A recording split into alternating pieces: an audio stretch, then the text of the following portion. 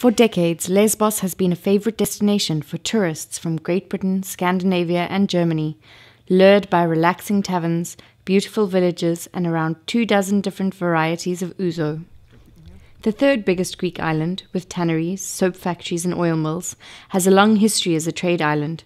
Today, around 90,000 people live here. In the midst of the euro and refugee crisis, tourism has plummeted. Lesbos is the main point of entry for refugees who want to travel from Turkey to Europe. The Mediterranean is only 9 to 15 kilometers wide between these two continents.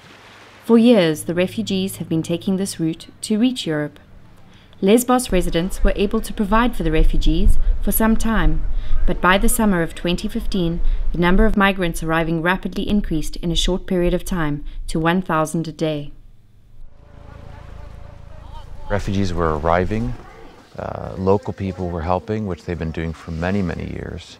And it was really at that point, especially from September, that you had volunteers just arriving.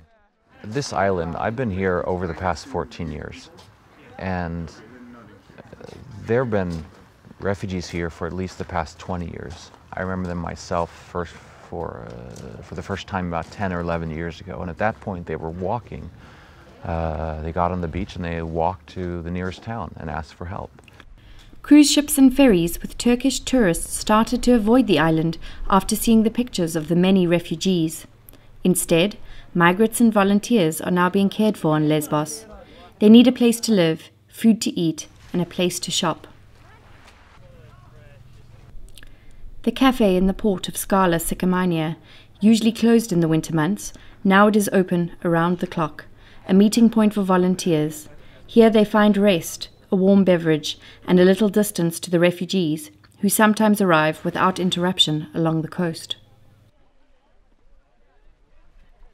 There's a lot of villages on this island that are not really affected by this, but along the north coast, almost all villages are definitely affected by this. Especially in the north and south of the island, where the refugees are landing, the presence of the volunteers is being noted.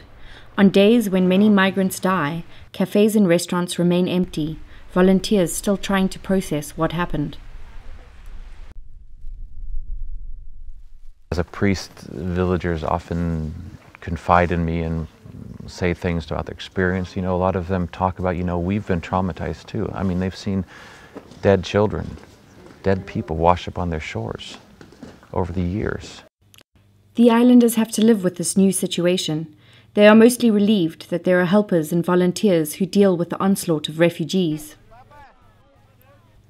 Many organizations emerged in a short period of time. Single volunteers came together to form groups and built structures to cooperate with locals and help the refugees.